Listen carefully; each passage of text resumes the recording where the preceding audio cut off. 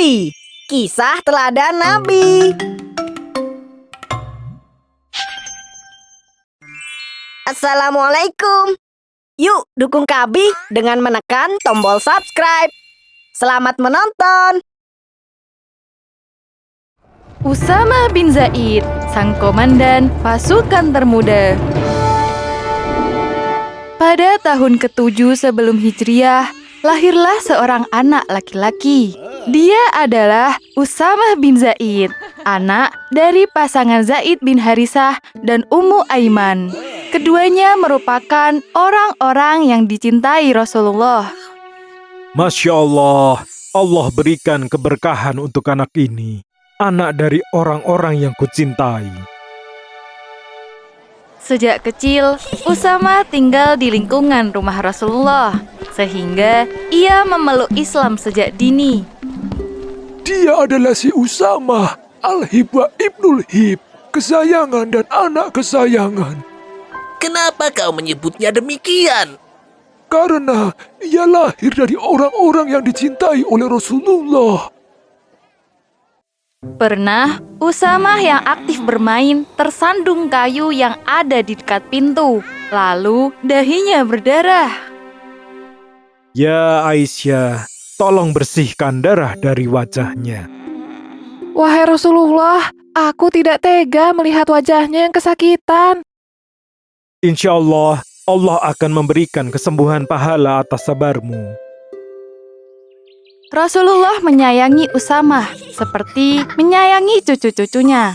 Saat itu, Usama dan Hasan bin Ali, cucu beliau, diletakkan di atas paha beliau. Ya Allah, sungguh aku mencintai keduanya, maka cintailah keduanya. Kami juga mencintaimu ya Rasulullah. Hakim bin Hizam, saudagar kaya Quraisy, pernah memberikan hadiah kepada Rasulullah.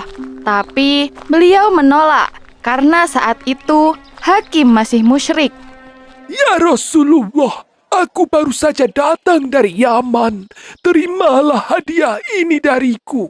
Pakaian ini biasa dipakai oleh raja-raja Yaman. Masya Allah, tetapi aku tidak bisa menerima. Akan kubayar sesuai harga yang kau beli. Rasulullah hanya mengenakan pakaian tersebut sekali saat sholat Jumat. Kemudian memberikannya kepada Usama. Usama, bajumu bagus sekali. Dari mana kau mendapatkannya? Alhamdulillah, Rasulullah yang memberikannya kepadaku. Ali dan Abbas pernah menemui Rasulullah. Wahai Rasulullah, siapa orang yang engkau cintai? Fatimah binti Muhammad. Kalau selain dari keluargamu ya Rasulullah. Orang yang paling aku cintai adalah orang yang Allah memberikan nikmat kepadanya.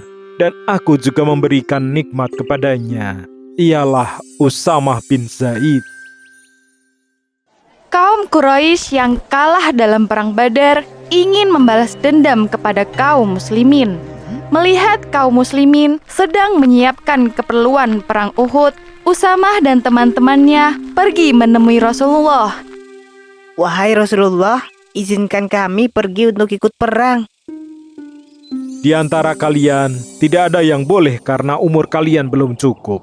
Usama, kamu juga belum boleh. Beberapa tahun kemudian, ketika perang kembali pecah, Usama menghadap Rasulullah lagi. Ya Rasulullah, aku sudah besar. Izinkan aku untuk ikut dalam perang ini. Masya Allah Usama, melihat semangatmu, aku izinkan kau untuk ikut. Suatu ketika, Usama bergabung dalam perang Hunain bersama Rasulullah. Saat itu, pasukan muslim menerima tekanan dari segala penjuru.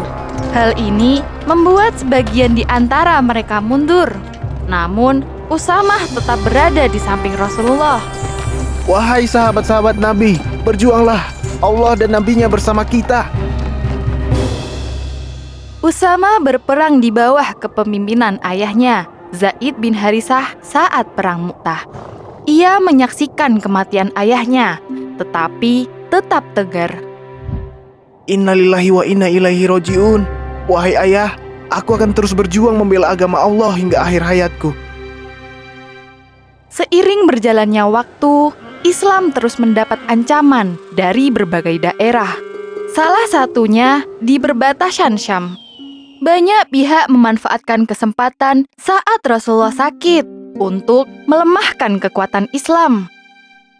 Wahai Usamah, atas izin Allah, berangkatlah ke perbatasan Syam.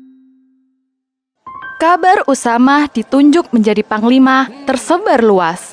Banyak orang meremehkan Usamah. Bagaimana bisa Rasulullah memilihnya sebagai panglima? Padahal ada sahabat yang lebih tua darinya. Beliau menjadikan anak kecil itu untuk memimpin para muhajirin yang berpengalaman. Berbagai komentar tersebut diketahui Rasulullah hingga membuat beliau naik ke mimbar. Demi Allah, jika kalian menyaksikan kepemimpinannya, maka kalian menyaksikan kepemimpinan ayahnya. Perlakukan Usamah dengan baik. Sesungguhnya dia termasuk yang terbaik di antara kalian.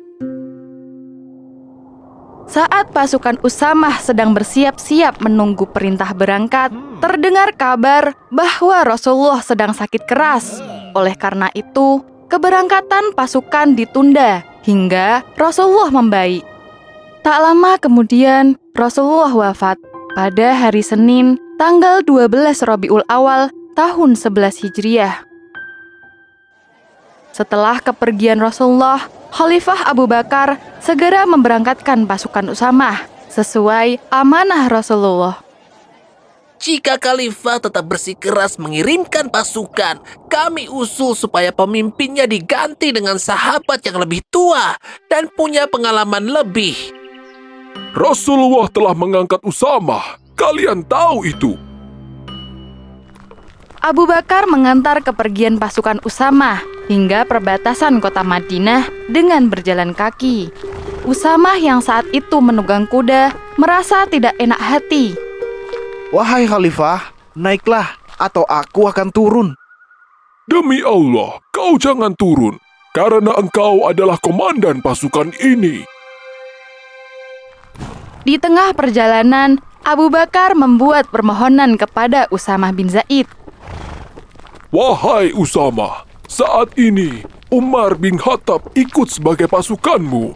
Oleh karena itu, izinkan Umar bin Khattab untuk tetap tinggal di Madinah dan membantu saya. Baiklah, saya izinkan, wahai Khalifah. Sebelum sampai ke perbatasan Syam, Usamah mengirimkan mata-mata untuk mengetahui situasi terlebih dahulu. Bismillah, dengan izin Allah, pantau pasukan musuh dan segera laporkan kepadaku. Insya Allah, baik komandan. Semoga Allah memberimu keselamatan dan kabar baik. Setelah mendapatkan laporan yang lengkap, Usamah memerintahkan pasukannya untuk bergerak. Berkat pertolongan Allah dan strategi yang cerdas, akhirnya Usamah dan pasukannya berhasil mengalahkan lawan dengan mudah. Allahu Akbar, kemenangan ini untuk Islam. Pasukan Usamah kembali ke Madinah setelah memenangkan perang. Mereka disambut hangat oleh seluruh warga Madinah. Tidak pernah kami melihat pasukan yang lebih selamat dari pasukan Usamah. Bahkan tidak ada harta rampasan perang yang dibawa sebanyak ini selain dari pasukan Usamah. Dialah Usamah, sang komandan termuda. Perjuangan Usamah mendapatkan hormat dari banyak orang, salah satunya dari Umar bin Khattab. Selamat datang, wahai komandanku. Karena Rasulullah pernah mengangkat Usamah menjadi pemimpin perang saya.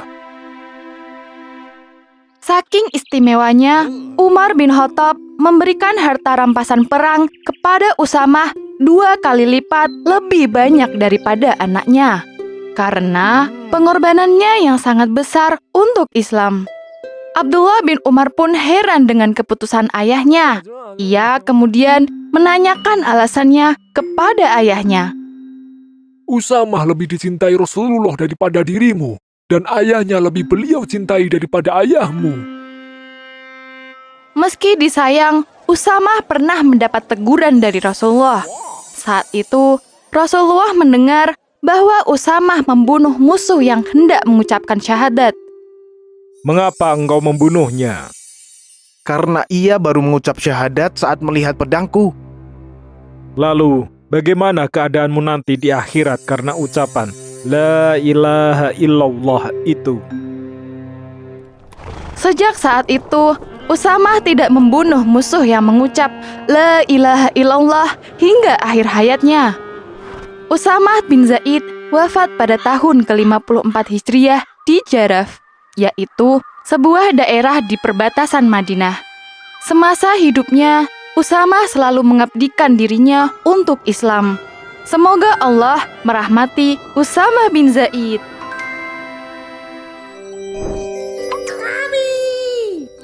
Membaca adalah jendela ilmu. Kabi memiliki ratusan kisah seru. Ada seri fiksi Muslim, ada juga seri Abu Nawas, dan kisah inspirasi lainnya. Kita baca kisah Abu Nawas yuk! Kabi menggunakan bahasa yang pendek dan mudah dimengerti untuk anak-anak. Kabi juga dilengkapi dengan ilustrasi yang menarik, sehingga anak tertarik untuk terus membaca. Tandai cerita favorit di sini, atau tandai sebagai bookmark untuk kisah-kisah yang penting. Kabi juga punya banyak sekali kisah inspirasi lainnya. Pilih judulnya, baca ceritanya, dan pahami maknanya. Lihat pada gambar untuk membantu menyempurnakan imajinasi. Yuk, download aplikasinya di Google Play Store atau App Store.